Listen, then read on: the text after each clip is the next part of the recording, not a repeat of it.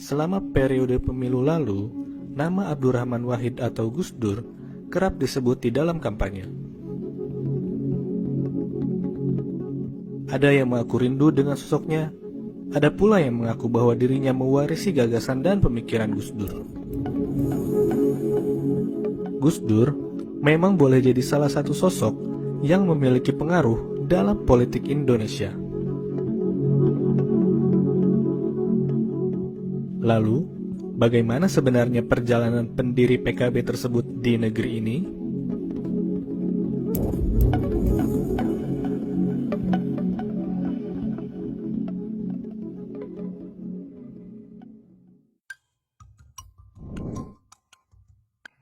Lahir dari kalangan pesantren, Gus Dur mewarisi garis keturunan ulama terkemuka di lingkaran Nahdlatul Ulama. Ayahnya adalah Kiai Haji Wahid Hasyim, Menteri Agama Indonesia di tahun 1949. Sementara ibunya, Solihah, adalah putri pendiri Pondok Pesantren Denanyar Jombang, Kiai Haji Bisri Syansuri. Meski anak kiai, ia justru mendapatkan pendidikan sekuler dan banyak membaca buku-buku non-agama Islam di rumahnya.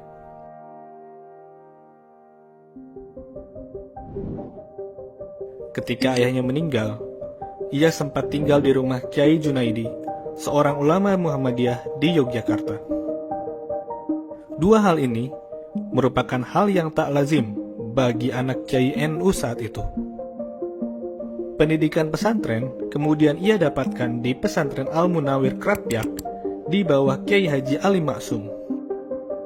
Selain itu, ia juga mendapatkan pendidikan di Pesantren Tegalrejo Magelang pimpinan Kiai Khudori.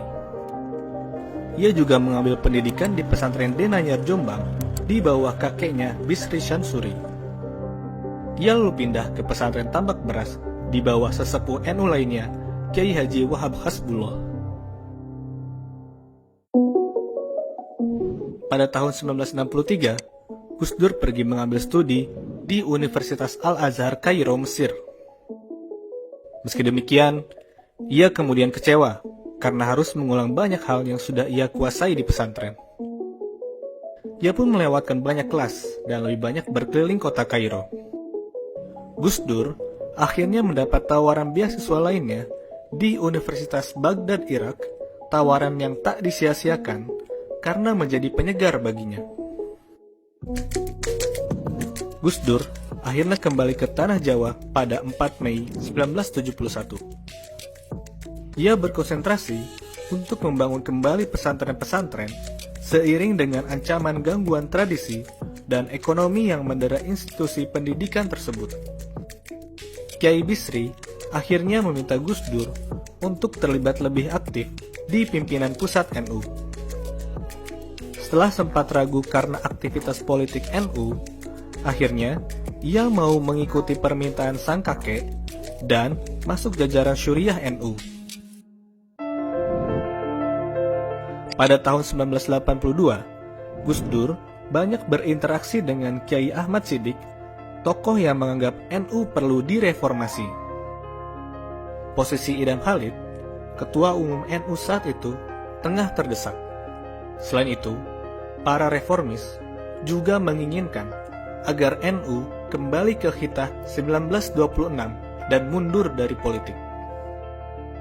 Setelah melalui perdebatan panjang, Gus Dur akhirnya menakodai reformasi NU dengan menjadi ketua Dewan Tanfidz Ormas tersebut pada tahun 1984. Selama di NU, ia dianggap sebagai sosok yang memberikan modernisasi di organisasi tersebut.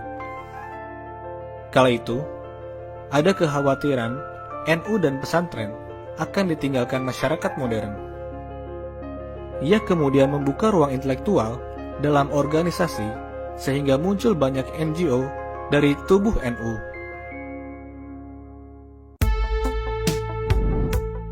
Dalam catatan Greg Barton, hal ini membuat NU dapat bersaing dengan Muhammadiyah yang memperkuat jejaring melalui sekolah, tetapi tak punya banyak NGO seperti NU. Tak hanya itu, modernisasi juga terjadi di lingkungan pesantren, sehingga lulusan institusi tersebut bisa langsung masuk perguruan tinggi. Kedua hal tersebut membuat NU lebih kaya dengan tradisi intelektual dan dapat memberi kontribusi pada isu-isu sosial. Selama menjadi ketua, ia sempat bersinggungan dengan rezim Soeharto. Gus Dur misalnya menginisiasi forum demokrasi yang sempat bikin gerah rezim.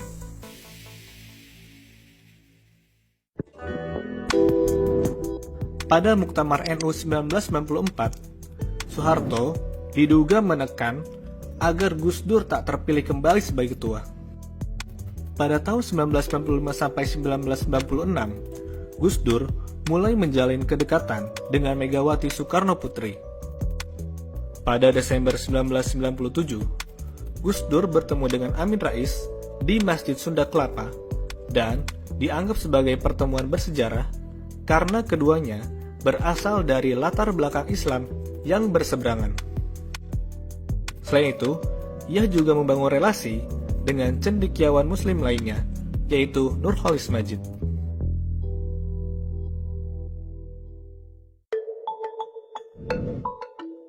Trio Amin, Mega, dan Gus Dur kemudian menjadi tokoh yang disegani.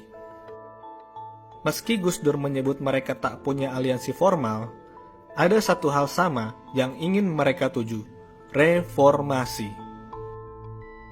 Cita-cita itu akhirnya terwujud pada 21 Mei 1998 ketika Soeharto mengundurkan diri dari jabatan presiden. Mundurnya Soeharto menjadi momentum bagi berseminya kelompok politik, terutama partai.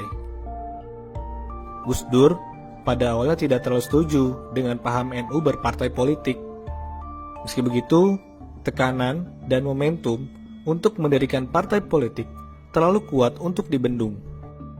Akhirnya, pada 23 Juli 1998, berdirilah Partai Kebangkitan Bangsa atau PKB sebagai partai berhaluan NU di era pasca Orba. Sejak pendirian PKB, banyak kalangan internal yang berharap Gus Dur bisa menjadi presiden. Optimisme ini akhirnya terwujud ketika MPR memilih Gus Dur sebagai presiden. Ada beberapa kebijakan yang menjadi highlight dari pemerintahannya. Ia misalnya meminta TAP MPRS yang melarang Marxisme-Leninisme dicabut.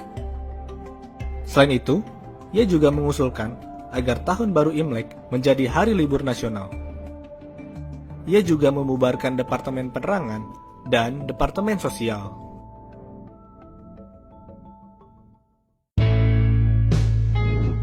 Sayangnya, dinamika politik membuatnya harus mengalami ketegangan dengan DPR. Ia pun mengeluarkan dekret, salah satunya untuk membubarkan MPR dan DPR. Dekret ini tak didukung oleh MPR, sehingga Gus Dur akhirnya digusur dari jabatannya sebagai presiden. Pasca tak lagi menjabat sebagai presiden, ia harus menghadapi perpecahan di internal PKB. Ironi akhirnya terjadi, karena Gus Dur harus terusir dari partai yang ia bidani kelahirannya setelah keponakannya sendiri, Muhaimin Iskandar, mengambil alih PKB. Lama-kelamaan, kondisi fisik Gus Dur semakin tak prima. Akhirnya, pada 30 Desember 2009, ia menghembuskan napas terakhirnya dan meninggalkan banyak kenangan di negeri ini.